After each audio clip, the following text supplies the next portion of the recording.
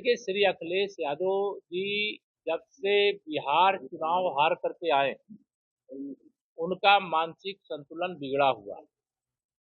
वह लगातार यह मान करके चल रहे थे कि 2024 के लोकसभा चुनाव में जो एक्सीडेंटल रूप से उनको कुछ सीटें भारतीय जनता पार्टी से ज्यादा मिल गई थी, उनको लगने लगा था कि वह उत्तर प्रदेश की सत्ता पर फिर से कब्जा कर लेंगे। मुंगेरी लाल के हसीन सपने देख रहे थे। बिहार में गए थे, उन्होंने वहां भाषण दिया कि अवध में हराए हैं और मगध में हराएंगे। लेकिन बिहार की जनता ने माननीय प्रधानमंत्री मोदी जी के नेतृत्व में, वहाँ के मुख्यमंत्री श्री नीतीश कुमार जी के नेतृत्व में, भारतीय जनता पार्टी के दोनों जो उप मुख्यमंत्री सम्राट चौधरी जी और विजय सिन्हा जी के नेतृत्व में इतना जबरदस्त समर्थन दिया कि उनकी नींद उड़ी हुई है। उनको यह समझ में आ गया है कि 2047 तक समाजवादी पार्टी के सत्ता तो छोड़िए, विपक्ष में भी बने रहने के लायक उनको समर्थन प्रदेश की जनता देगी कि नहीं देगी। इसके कारण से वो उल्टे सीधे काम लगातार कर रहे हैं, लेकिन समाजवादी पार्टी का भविष्य अंधकारमय है। आप देख लीजिए, बिहार का रिजल्ट जिस दिन से आया है, इसको अन्यथा रूप में नहीं लेना चाहिए। लेकिन जब लोकसभा चुनाव ये जीते तो लाल टोपी वाले और सपा समर्थक जालीदार टोपी वाले चारों तरफ दिखाई देने लगे थे। लेकिन जैसे ही बिहार का रिजल्ट आया, अब लाल टोपी वाले और उनके साथी सब गायब हो गए। तो इससे ये ध्यान में आता है कि अखिलेश जी की जो राजनीति है वो अंत की ओर है। समाजवादी पार्टी का सूर्यास्त होना है। एक एक व्यक्ति सवाल कर लो यार।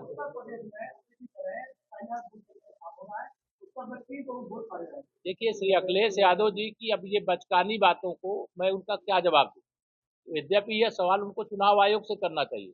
एसआईआर की प्रक्रिया अभी तो फार्म क्यों लिए जमा किया जा रहा है, कौन मतदाता है कौन नहीं है, कौन जीवित है कौन मृतक हो गया है, कौन जहां रहता था वहां रह रहा है, कौन वहां छोड़ करके चला गया है। अभी तो एसआईआर की ये प्रक्रिया है। इस प्रकार के सवाल उठा करके अखिलेश यादव जी हंसी का पात्र बनते हैं, मजाक का पात्र बनते हैं। पहले पूरे विषय का अध्ययन कर ले और उसके बाद वह बोले। हम तो चुनाव आयोग के मतदाता सूची के शुद्धिकरण के अभियान का स्वागत करते हैं और पूरी ताकत से उस पर लगे। हालांकि इसके पहले उन्होंने लोकसभा का कौन हुमायूं कबीर है, छोड़िए हुमायूं कबीर। भाजपा की 2026 वहां सरकार बनने वाली है। जब बाबर के नाम का या बाबरी के नाम का असली ढांचा अयोध्या से ढह गया, तो पश्चिम बंगाल में भाजपा की सरकार 2026 में बनने वाली है। ये राम भक्तों का, राष्ट्रभक्तों का अपमान है। बाबर, अरे मस्जिद कोई बनाना चाहता है, हम विरोध नहीं कर रहे, लेकिन बाबर के नाम की कोई बनाएगा तो उसका विरोध ही नहीं होगा, उसका अंत हो जाएगा। हाँ, एक एक व्यक्ति सरकार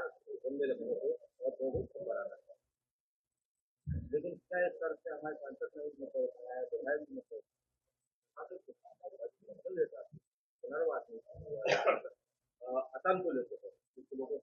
देख लेंगे। उसके लिए बात हुई है उच्च स्तर पे, लेकिन हमारी डबल इंजन सरकार, हमारी सरकार का एक ही लक्ष्य है कि किसानों को कोई नुकसान नहीं होना चाहिए और बुंदेलखंड का विकास भी नहीं रुकना चाहिए।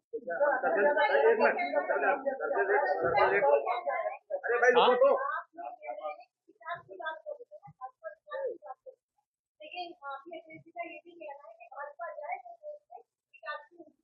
अखिलेश जी, मैंने कहा उनका मानसिक संतुलन बिगड़ा हुआ, तो इस समय उल्टा सीधा बोलेंगे। विकास क्या होता है 2014 के बाद देश ने देखा है, 2017 के बाद उत्तर प्रदेश ने देखा है और झांसी ने भी देखा है। 2017 के पहले बिजली आती नहीं थी, अब बिजली जाती नहीं है। अंतर